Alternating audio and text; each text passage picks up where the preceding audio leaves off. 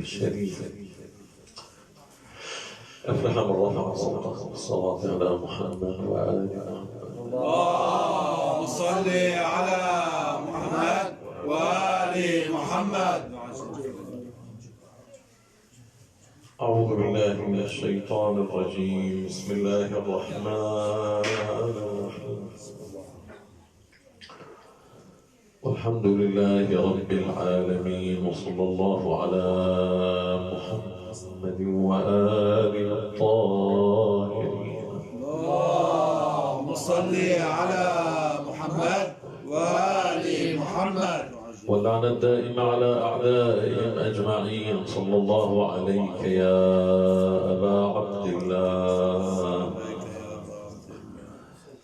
صلى الله عليك يا أبا عبد الله. صلى الله عليك يا أبا عبد الله. يا غريب يا مظلوم كربلاء، يا ليتنا كنا معكم نفوز فوزا عظيما، ونهفي لمولاي الحسين وقد غدا فريدا وحيدا في وطيس الملاحم، يرى قومه صرعا. من هذه الجهة يرى الأجساد أشلاء تسبح ببحر دمائها، ومن جهة أخرى يرى نساء ينتظرن الأسر والسلم. ساعد الله قلبك مولانا. يرى قومه صرعا وينظر نسوة تجلبن جلباب البكاء والمآتم. هناك انقضى عظمان من الحزم قاطعا،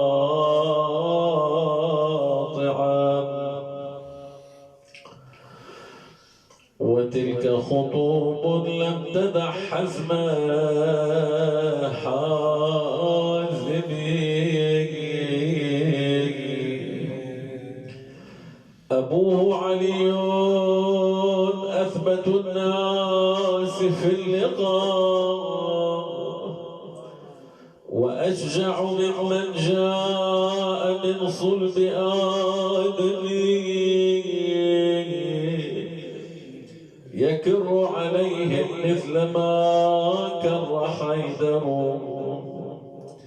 على أهل بدر والنفير المزاحم. ولما أراد الله إنفاذ أمره بأطوع منقاد إلى خير حاكم،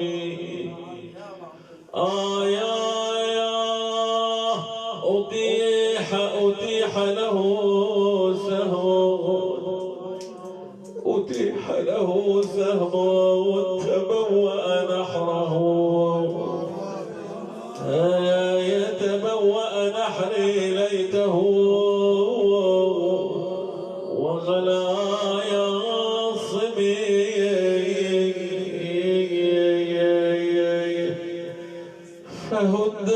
فهدايات عروش الدين وانطمس الهدايا، وأصبح ركن الحق وهي الدعائم.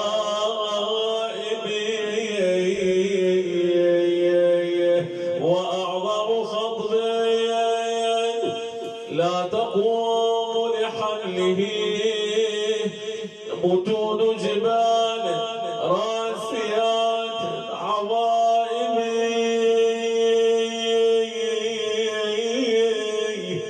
عويل بنات المصطفى مذ أتانا، جواد قتيل الطف دام القوائم.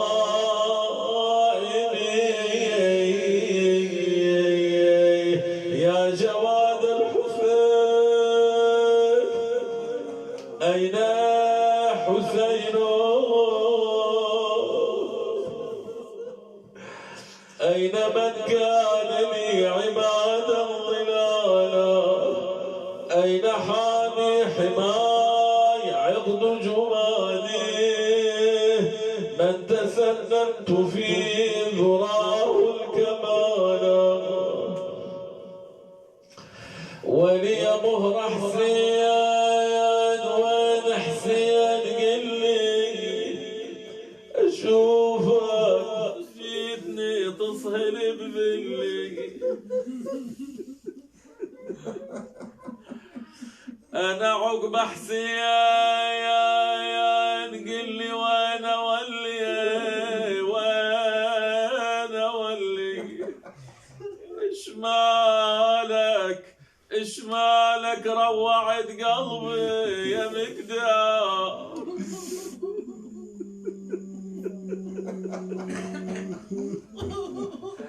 يا مهر حسين قل لي عن ولي يا مهر حسين قل لي عن ولي عقب فيا يا خاين شفيي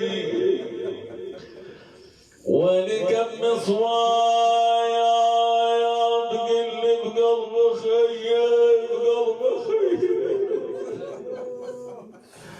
ومن يا جرح دمه يفورك ثرايا هنا قل لي يصير علاج لحسين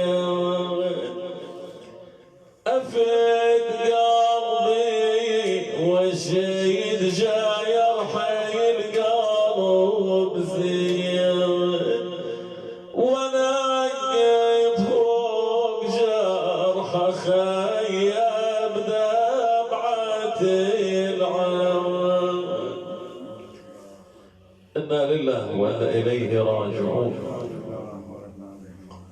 وعلى ظالم آل محمد لعنة الله والملائكة والناس أجمعين من أجل تعجيل فرج مولانا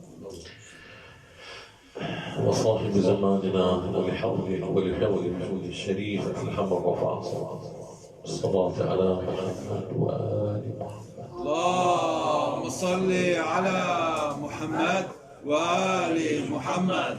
اللهم صل على محمد وآل محمد. اللهم صل على محمد وآل محمد. قال الله تعالى وإن تصوموا خير لكم إن كنتم تعلمون وذلك بالترغيب في هذه العبادة من الفضل العظيم والثواب الجزيل الذي عد منه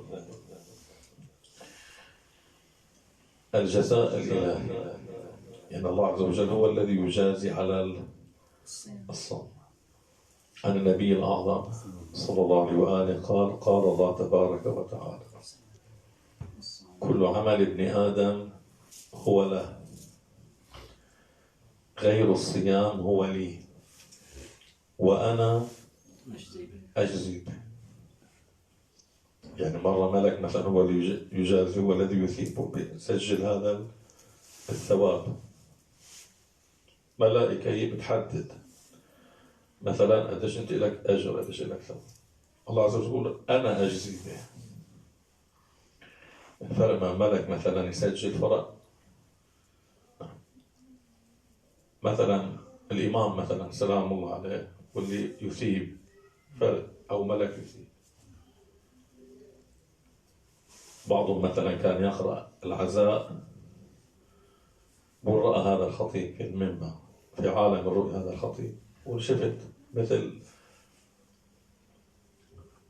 جالسين فيها قراء العزاء في محكمة مثل محكمة وفي مجموعة من الملائكة كل واحد بقول شو درجته مثلا شو له أجر شو له ثواب شو على هاي الخدمة. مثلا الخطيب الفلاني لك هذا الأجر لك هذا الثواب لك هذه الدرجة لك هذه المنزلة. بقول في أحد الخطباء كان فالسيدة الزهراء عليه السلام قالت لها اللجنة من الملائكة اللي عم تحدد كل واحد هذا شو هذا، فقالت هذا ثوابه علي، ثوابه علي. قديش مهم إنسان مثلا يكون ثوابه على الصديقة الطاهرة. إذا تعطي ماذا تعطي؟ اللهم صل على محمد وآل محمد. أو واحد مثلا آخر يقول قرأ في ليلة شهادة أمير المؤمنين عدة مجالس. المجلس الأول الذي قرأه في تلك الليلة كان لأحد المؤمنين، واحد متوفى ما له علاقة بأمير المؤمنين، أحد المؤمنين توفي، في ليلة ليلة شهادة أمير المؤمنين أبناء هذا المتوفى أحبوا أن يقيموا مأتم. بقول أنا بدأت ليلة 21 بقراءة مأتم عند هؤلاء الجماعة، يعني ذكرى لهذا الميت. وبعد ذلك ذهبت إلى المجالس اللي هي تقام وتعقد باسم أمير المؤمنين. بقول في تلك الليلة رأيت أمير المؤمنين قال له إنه ثواب هذه المجالس اللي قرأت الليلة علي، ثوابك علي بما فيها. قال له المجلس الأول اللي قرأته، قال له هذا أيضا محسوب لأنه ليلة أمير المؤمنين حسبه الإمام، حسب يعني كان الحساب لهذا المجلس ضمن مجالس أمير المؤمنين سلام. قال له حتى المجلس الأول ثوابه علي. طبعا الإمام إذا أراد أن يعطي الإمام ماذا يعطي؟ مظهر الكرم الإلهي، سجيتكم الكرم، عادتكم الإحسان. إذا الله أراد أن يرسي، إذا أراد أن يثيب، إذا أراد أن يعطي، هو الكريم المطلق. ماذا يعطي؟ طبعا عطاء الله يدهش، عطاء الإمام يدهش. هذا أحد الرواديد كان، أو أحد الشعراء، هذا لعلي بن فايز، جينا ننشد كربلاء مضيعينها بيها قالوا زينب يسير توفي رحمه. فأحد العلماء رآه في الرؤيا، قال له صحيح ما يقال عن عطاءات الحسين؟ ما حسين يعطي بلا حدود، عطاء بلا حدود. صحيح ما يقال عن عطاءات سيد الشهداء سلام؟ قال له أكثر مما يقال، مش مثل ما يقال، أكثر مما يقال، أكثر مما تسمع ومما يقال فيه أكثر. وطبعا شاعر، شو قال له بالمنام؟ قال له أجابه، قال له أبو السجاد ما يرضى بهضمنا، وبوجود النار ما تحرق عظمنا. أبو السجاد ما يرضى بهضمنا، وبوجود النار ما تحرق عظمنا. بعد لأن عندنا روايات أن الذي يلي حساب الناس قبل يوم القيامة هو الإمام الحسين سلام. يعني الآن في عالم البرزخ حسابك على الحسين. فلو إنسان مثلا كان إنسان حسيني، طبعا حتى في عالم القيامة إياب الخلق إليكم وحسابهم عليكم. نعم. فهنيئا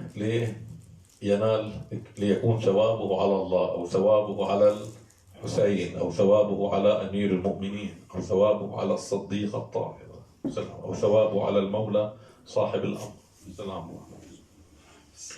السلام. فإذا الأمر الأول أن هناك جزاء إلهي على هذا الصوم. يقول مرجع الديني السيد عبد الأعلى السبزواري رحمه الله، أما كون الصوم لله تعالى، أن الصوم لي وأنا أجزي به. يقول هذا المرجع الديني رحمه الله وعلى الله مقامه، أما كون الصوم لله تعالى فلأنه أمر قلبي ليس من فعل الجوارح، فلا يطلع عليه غيره تعالى.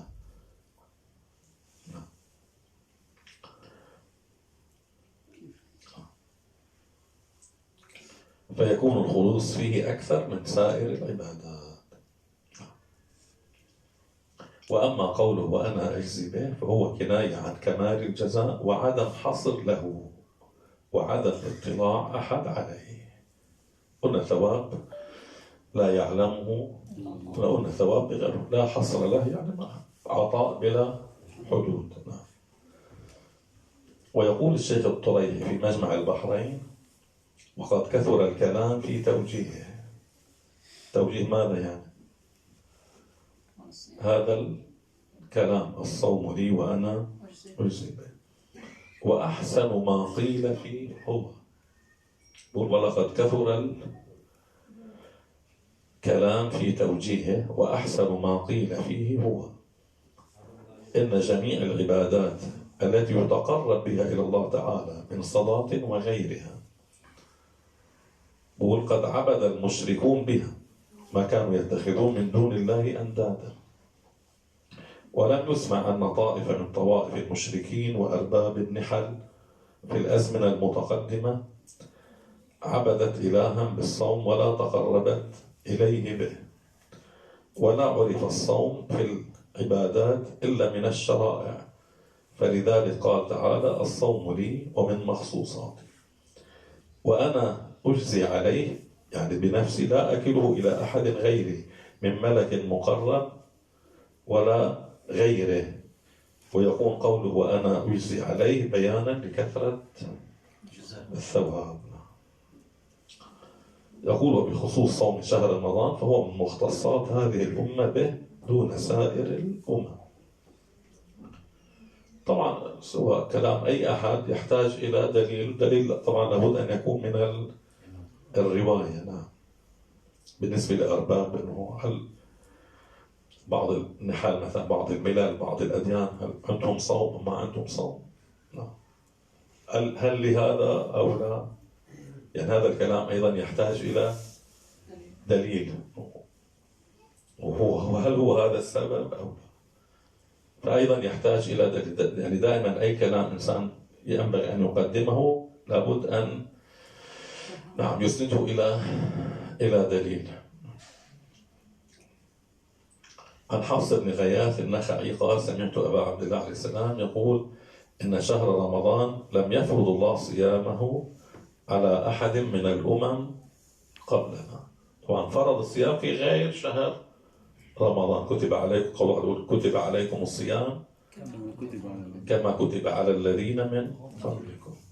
طبعا عندهم صيام بس مش بشهر، عندهم صيام مشرع ولكن في غير شهر رمضان. الله اختص به هذه الأمة كرامة طبعا لنبيه صلى الله عليه وسلم. اللهم صل على محمد وآل محمد. مش على الأمم. نعم، إذا الله اختص به حسب الرواية اختص به الأنبياء لما بيختص في الأنبياء بيختص في أمة النبي صلى الله عليه وآله، يعني بشرف هذا الموضوع. فقلت له: فقول الله عز وجل: يا أيها الذين آمنوا كتب عليكم الصيام كما كتب على الذين من قبلكم لعلكم تتقون.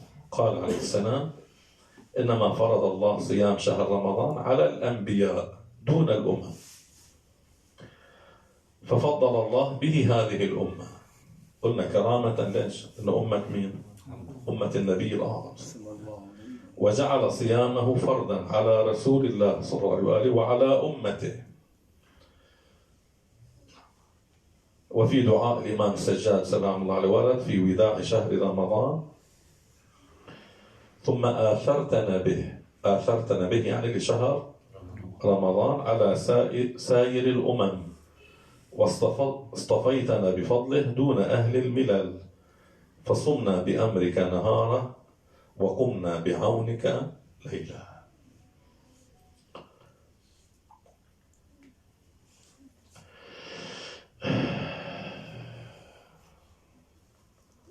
أختم بهذه الرواية. طبعا كلام له تتمة، يعني آثار وبركات الصوم. عن النبي الأعظم صلى الله عليه وآله قال الله عز وجل: كل أعمال بني آدم ب10 أضعافها إلى 700 ضعف إلا الصبر فإنه لي وأنا أجزي به.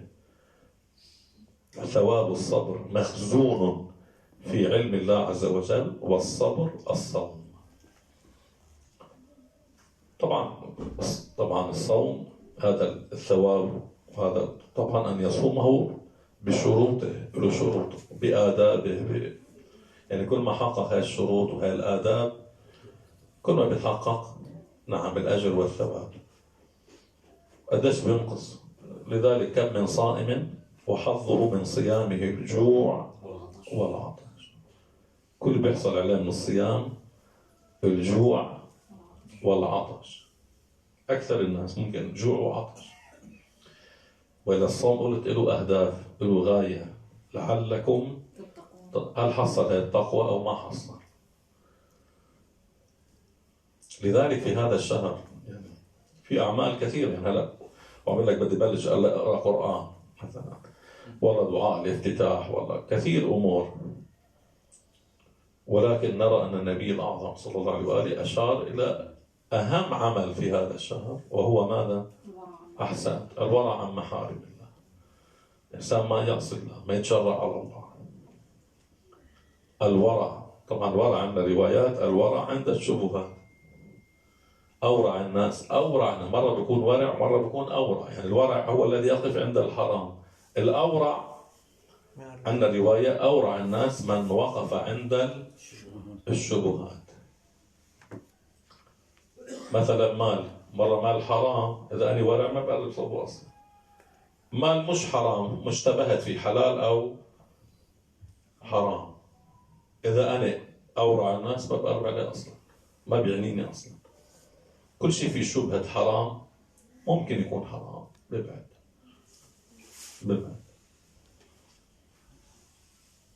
طبعا في حرام بين، في حلال بين، فيما بينهم. نسأل الله أن يعيننا على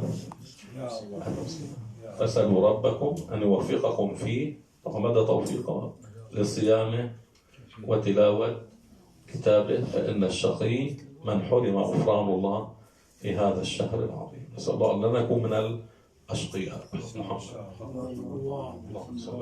اللهم صل على محمد وآل محمد.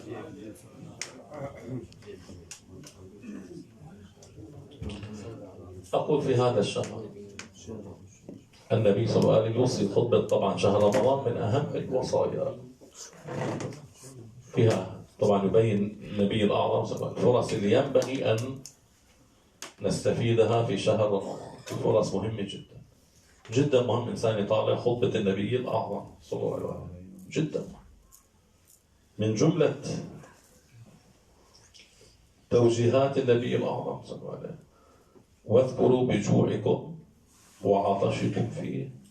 جوع يوم القيامة وعطش. أقول أيضا هناك مظلوم ينبغي أن نتذكر جوعه وعطشه. يعني الصائم منا عندما يفطر، عندما يبلل جوفا، يبلل غليلا، يروي غليلا، عليه أن يتذكر أن هناك شفاه ذابلة ما ضاقت الماء حتى قطرة الماء، أن هناك لسانا يبس تجرح. يقول الشيخ التوسي رحمه الله: تجرح لسان الإمام حسين من كثرة اللوك. يتذكر أن هناك عيون غائرة من شدة الظما. يقول إمامنا الصادق عليه السلام: كان جدي الحسين يرى ما بين السماء والأرض كأنه دخان من شدة العطش. إذا روى غليلا روى كبدا. يتذكر أن هناك كبدا يبس ولم يذق من شارب من بارد الماء قطرا، وتفتت ذلك الكبد. وهذا يظهر لما جاءت مولاتنا العظيمة عليه إلى مصرع أخيها الحسين وجلست عنده. قالت: أخي هل من حاجة؟ قال: أخي زينب: نعم. الآن من شربة الماء. يا زينب وحق جدي إني عطشان. يا زينب لقد تبتتك بدياي. فداك أكباد العالمين، فداك أرواح شيعتي. وخي زينب لقد تفتتك بدياي من الضرايا.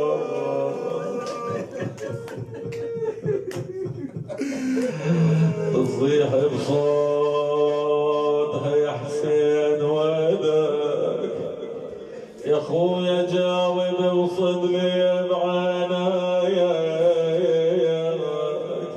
يا خويا ذاب ذاب قلب ذاب قلب من ونينك من ونينك. يا خويا بوش بوش قلبي صخر برمايا.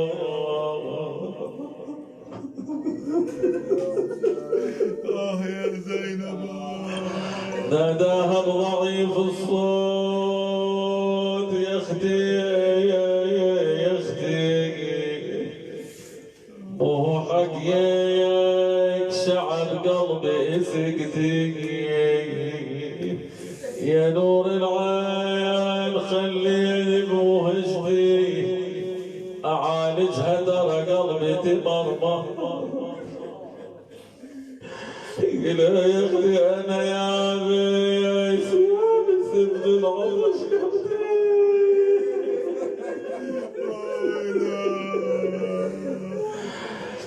يا اختي انا يا بس يا بسد العطش كبدي.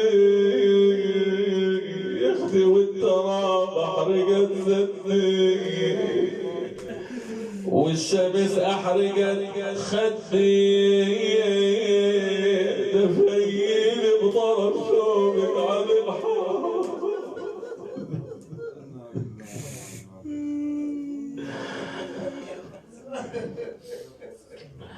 يوما يا يوما الشديدة وغدا على الحرام. يوما يعني يومي بيده.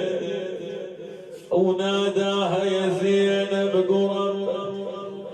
يوما يخت ظلال ظلال ظلال جدي وياك.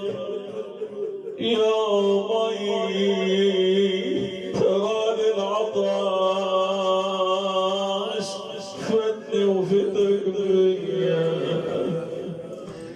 تقل منين اجيب الماي انا.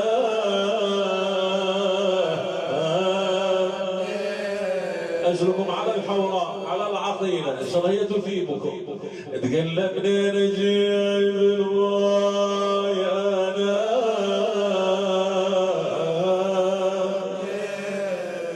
ما ظل دمي واسقيك يا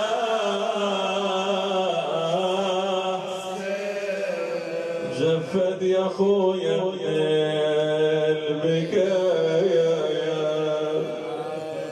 وعلى الشريعة القايم صوبايا. كأني بها تلتفت يمنى يسرى. يا ناس درب المشرع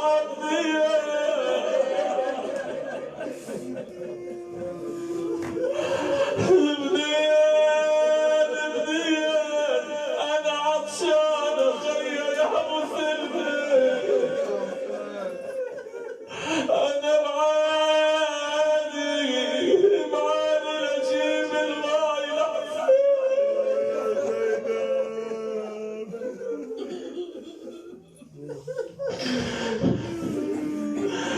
ويا ما معاني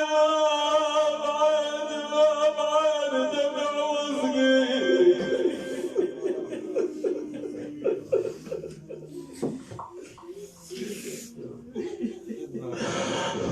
يا ما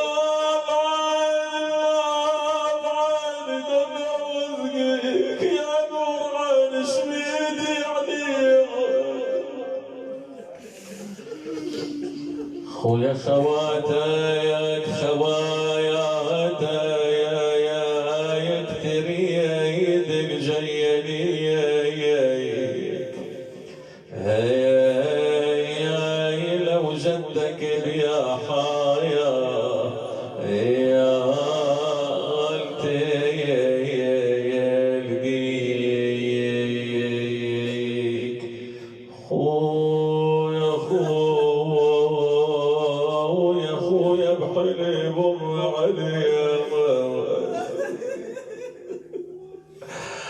ويا بحليب ام عليك بطل الوردة وابس رجليك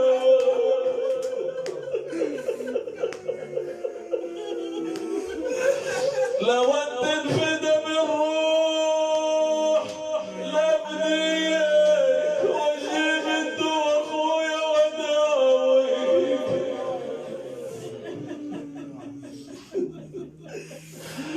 ولي بالكايا تبالكايا التطيع يا بالعلة البيك وقعدك يا اخويا يا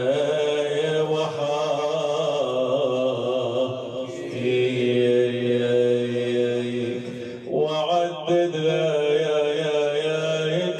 مصايبنا وكيك لكن شبيدي يا اخويا الشمر وادي يا زينب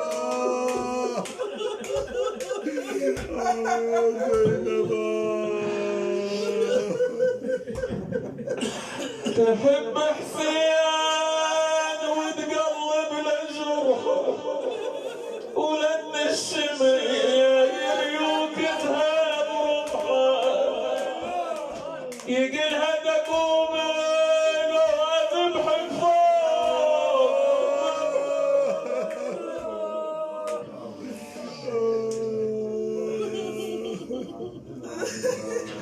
أخي كلمني بحق محمد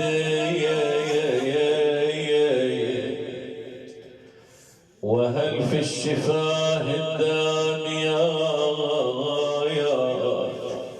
جواب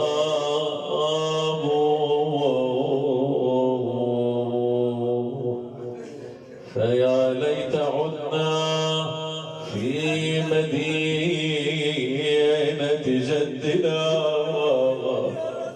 وهيهات ما للذاهبين يا أبو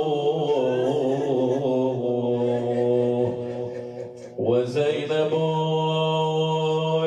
تدعو بقلبي ثاكل يملأ الدنيا مصاب يا غيث الورى يا غيث الورى أبا عبد الله يا غيث الورى إن عم جدبه وغوثهم إذا ما الدهرنا يا الله بالزهراء وأبيها وبعدها والسر المستودع فيها يا الله عجل لوليك الفرج والنصر والعافية وأنجز لهما وعنده يا رب العالمين اللهم أرنا نوره سرمدا لا ليل فيه اللهم كن بوليك الحجة الحسن صلاتك عليه وعلى آبائه في هذه الساعة وفي كل ساعة وليا وحافظا وقائدا وناصرا ودليلا وعينا حتى تسكنه أرضك طوعا وتمتعه فيها طويلا برحمتك يا أرحم الراحمين وهب لنا رأفة ورحمة ودعاءه وخيرا ما ننال به سعة من رحمة وفوزا وامن علينا برضاه اللهم اجعل صلاتنا به مقبولا وذنوبنا به مغفورا ودعاءنا به مستجابا واجعل أرزاقنا به مبسوطا وهمومنا به وحوائجنا به مقضية وبلغنا به من الدنيا والآخرة آمالنا يا رب العالمين. ارحم به أمواتنا موتى الحاضرين ومات على ولاية مولانا أمير المؤمنين موت مقيمي هذا المأتم الشريف. نهدي إلى الجميع ثواب ما قرأناه وثواب المباركة الفاتحة مع الصلوات.